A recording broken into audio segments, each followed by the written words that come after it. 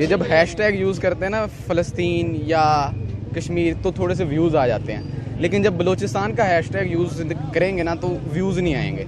तो ये सारा मामला जो है ना सारा व्यूज़ का है। जो स्क्रीन टाइम हर बंदा लेना चाहता है, कोई बंदा हक के लिए आवाज़ नहीं उठाना। स्टेट जो है, स्टेट एक इस्टेब्लिशमेंट रन स्टेट है। जो इस्टेब्लिशमेंट के हक में होगा इस्टेब्लिशमेंट वो करेगी, जो इस्टेब्लिशमेंट के हक में नहीं होगा। इस्टेब्लिशमेंट से मुराद मेरे एक इदारा नहीं है, एक कोई पर्सन नहीं है, कोई एंटिटी नहीं है, इट्स कंपाउंड। यहाँ पे किसी को भी हक नहीं है कि वो स्टेट को चैलेंज कर सके। चैलेंज स्टेट को नहीं, उन कुछ पसंदीदा लोगों को, कुछ पावरफुल लोगों को चैलेंज कर सके। तो सिर्फ मसला ये है कि आप सब कुछ आपको मिलेगा जब तक आप उनके हरकतों सकनात को चैलेंज नहीं करें। मेरा यकीन है पाकिस्तान पे और पाकिस्तान की आवाम पे कि पाकिस्तान की आवाम बेहतर सेलेक्ट करेगी। यार दरअसल में ये बात है ना कि हर मुल्क में हर बंदे को इंसाफ मिल रहा है, उनको समझा जा रहा है। यहाँ पर हमें भेड़ बकरियाँ समझा जा रहा है, हमारी कोई हैसियत ये लोग नहीं समझ रहे, खुद कुर्सियों पर लड़ रहे हैं। इमरान खान ने क्या किया है? कुछ भी नहीं किया। हम जैसे गरीब रूल रहे हैं। सर ये तो बच्चे को भी पता है सर, बच्चे भी जानते हैं कि धांधली हो रहा है, खान साहब के साथ ज्यादती हो रहा है, ज्यादती कर रहे हैं। ठीक है, और जो हमारी डिप्लोमेसी है, हमें हमेशा से ये बताया गया कि इंडिया हमारा दुश्मन है, हम इंडिया से ट्रेड नहीं कर सकते क्योंकि इंडिया से कश्मीर का मसला नहीं हल होगा। हालांकि जैसा कि आप पढ़े लिखे आदमी हैं तो आप ये बात जानते हैं कि दुनिया में बहुत कोई ऐसा नेबरहुड कंट्री नहीं है जहाँ पे किसी जगह का मसला ना हो। वो किसी भी कोई दुनिया का ऐसा बॉर्डर नहीं है जहाँ पर मसले ना पाए जाएं। और लेकिन हमें बताया गया जब तक कश्मीर नहीं होगा हम इंडिया से बात नहीं करेंगे। लेकिन कल हमने देखा कि इंडिया का एक सिटी है अयोध्या, वहाँ पर इंडियन प्राइम मिनिस्टर ने 15,700 करोड़ रुपए का प्रोजेक्ट लॉन्च किया कि सबसे बड़ी दुनिया की सबसे बड़ी मस्जिद इंडिया बनने जा रही है, जिसका इफ्तिताह इमाम काबा करेंगे, सबसे बड़ा मंदिर भी बनने जा रहा है। तो आप क्या समझते हैं कि इंडिया ने लैंड कर लिया, the only way of existence is peaceful को एग्जिस्टेंस। पाकिस्तान ये सीखने में क्यों नाकाम रहा?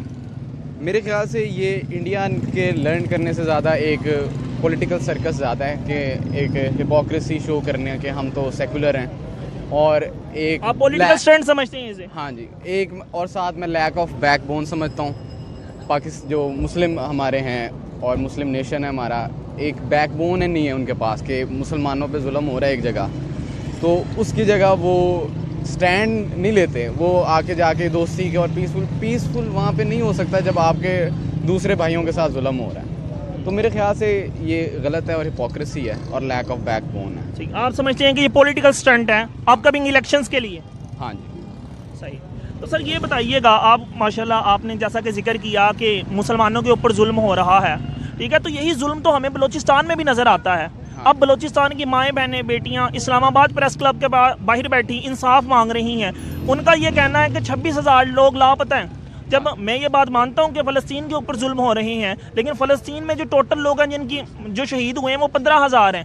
जब आपके अपने मुल्क का लोकल फ़लस्तीन जहाँ पर ये मुजालिम हो रहे हैं, तो आप क्या समझते हैं कि पाकिस्तानी अवाम जब कश्मीर की बात करें तो हम बड़के मारते हुए नज़र आते हैं, हम ह्यूमन राइट के चैम्पियन बन जाते हैं, लेकिन बात बलूचिस्तान की आए तो हमारी ज़ुबानें खामोश होती हैं और हमारी आंखें देखने की सलाहियत खो देती हैं। इसकी क्या वजह समझते हैं? मैं फिर आपको वही कहूँगा, हिपोक्रेसी। ये जब हैशटैग यूज़ करते हैं ना फ़लस्तीन या कश्मीर तो थोड़े से व्यूज़ आ जाते हैं, लेकिन जब बलूचिस्तान का हैशटैग यूज़ करेंगे ना तो व्यूज़ नहीं आएंगे। तो ये सारा मामला जो है ना सारा व्यूज़ का है। जो स्क्रीन टाइम हर बंदा लेना चाहता है, कोई बंदा हक के लिए आवाज़ नहीं उठाना चाहता। सर ये तो बात हो गई ना सोशल मीडिया की, लेकिन हम देखते हैं कि स्टेट भी सीरियस नहीं ले रही। अब अजीबोगरीब किस्म के वाक़यात नज़र आते हैं कि कभी उनका स्पीकर उठा के ले गए, कभी एंट्री नहीं दी, कभी FIRs बना दी, कभी इलीगल डिटेंशन की तरफ ले गए। तो आप क्या समझते हैं कि स्टेट क्यों सीरियस नहीं ले रही इस मसले को? स्टेट जो है, स्टेट एक इस्टेब्लिशमेंट रन स्टेट है। जो इस्टेब्लिशमेंट के हक में होगा इस्टेब्लिशमेंट वो करेगी, जो इस्टेब्लिशमेंट के हक में नहीं होगा। इस्टेब्लिशमेंट से मुराद मेरे एक इदारा नहीं है, एक कोई पर्सन नहीं है, कोई एंटिटी नहीं है, इट्स कंपाउंड। ठीक है, जो उसके हक में होगा वो group of the people that is located in judiciary, in journals and even retired bureaucrats. Yes, group of the people, like minded people. हाँ जी, जो उनके हक में होगा वो उसके लिए आवाज़ उठाएंगे, और जो उनके हक में नहीं होगा वो उसके लिए आवाज़ नहीं उठाएंगे। तो आप इसकी मजम्मत करते हैं? जी, मैं बिल्कुल मजम्मत करता हूँ। मेरे ख्याल से बलूचियों के लिए आवाज़ उठाना हमारा फ़र्ज़ है और बलूचियों का हक है, और हमें उन्हें ये हक देना चाहिए, और बतौर पाकिस्तानी हमें सबूत देना चाहिए कि हाँ वो भी पाकिस्तानी है और हम भी पाकिस्तानी हैं। लेकिन मेन स्ट्रीम मीडिया के ऊपर एक बार बार एक एक ओरा क्रिएट करने की कोशिश की गई है। जैसा कि आप जानते हैं कि इस मूवमेंट को डॉक्टर महरंग बलोच रन कर रही हैं, जिनका ताल्लुक आपके पेशे से ही है। ठीक है, तो वो ये कहा जा रहा है कि उन्होंने भी तो गवर्नमेंट के पैसों पे MBBS किया, गवर्नमेंट की स्कॉलरशिप्स पे रही हैं, तो अब वो गवर्नमेंट के खिलाफ नहीं बोल सकती क्योंकि उन्हें स्टेट से किस चीज़ की शिकायत है। आप क्या कहते हैं इस बारे में? वो गवर्नमेंट के खिलाफ इस वजह से उनको यहाँ पे किसी को भी हक नहीं है कि वो स्टेट को चैलेंज कर सके। चैलेंज स्टेट को नहीं, उन कुछ पसंदीदा लोगों को, कुछ पावरफुल लोगों को चैलेंज कर सके।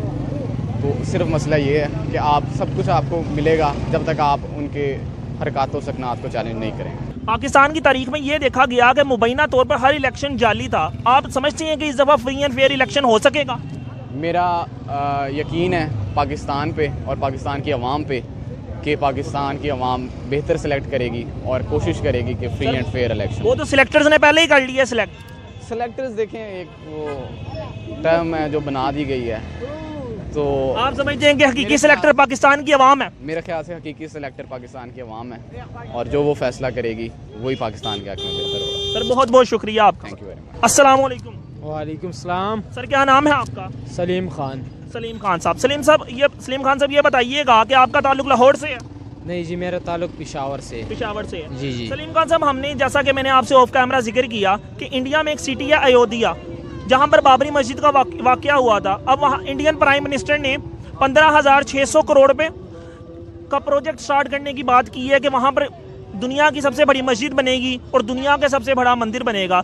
अब इंडिया ने एक बात लर्न कर ली, the only way of existence is peaceful coexistence. तो आप, लेकिन पाकिस्तान के अंदर ये देखा गया है कि बलूचिस्तान की माएँ बहनें बेटियां बैठी हुई हैं, उनको कोई इंसाफ देने के लिए तैयार नहीं है, स्टेट उन्हें सीरियस नहीं ले रही। तो आप क्या समझते हैं कि ऐसी क्या चीज़ है जिसकी वजह से पाकिस्तान अभी ये सबक ना सीख सका? यार दरअसल में ये बात है ना कि हर मुल्क में हर बंदे को इंसाफ मिल रहा है, उनको समझा जा रहा है। यहाँ पर हमें भेड़ बकरियाँ समझा जा रहा है, हमारी कोई हैसियत ये लोग नहीं समझ रहे, खुद कुर्सियों पर लड़ रहे हैं। अस्सलाम वालेकुम। वालेकुम सलाम। क्या नाम है आपका? मेरा नाम राबिया, मैं कोट अब्दुल मालिक से हूँ। आप कोट अब्दुल मालिक से हैं। किस सियासी जमात को वोट कास्ट कर रही हैं आप? नवाज शरीफ। नवाज शरीफ को? हाँ जी। क्या क्यों? इमरान खान ने क्या किया है? कुछ भी नहीं किया। हम जैसे गरीब रूल रहे हैं, रूलने पे हैं, असि रूलने पे हैं। अभी हम नहीं करें। हाँ बोले हाँ जी, कुछ नहीं दिया, कुछ भी नहीं दिया। महंगाई के अलावा क्या दिया है? हम बिजली नहीं चला सकते, गैस नहीं, कुछ भी नहीं। तो आप क्या समझती हैं कि मुल्क के अंदर साफ और शफाफ इलेक्शन हो जाएंगे? मुझे तो नहीं लगता। तो क्या समझती हैं मियाँ साहब सीधे वजीर आजम ही बनेंगे? हाँ जी, बनेंगे, जरूर बनेंगे। आप खुद अंदाजा लगा लें, पहले क्या थे, अब क्या हालात है, बताएं। हम कुछ भी नहीं ले सकते यहाँ से। पाकिस्तान के सारे मसाइल का जिम्मेदार किसको समझती हैं? इमरान खान को।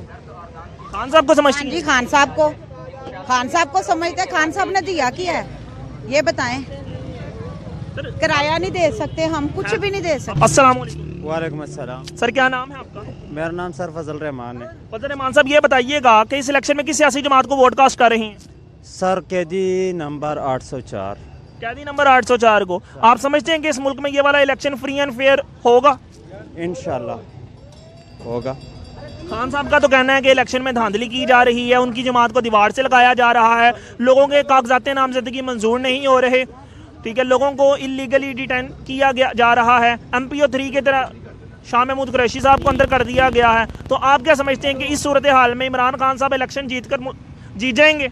सर ये तो बच्चे को भी पता है सर, बच्चे भी जानते हैं कि धांधली हो रहे है, खान साहब के साथ ज्यादती हो रहा है, ज्यादती कर रहे हैं। जी सर, आपने बात की, माशाल्लाह बड़े दिलेर इंसान मालूम होते हैं कि इलेक्शन में धांधली हो रही है, खान साहब के साथ ज्यादती हो रही है। तो ये कौन है जो इलेक्शन में धांधली कर रहा है और खान साहब के साथ ज्यादती कर रहा है? सर ये माफिया है।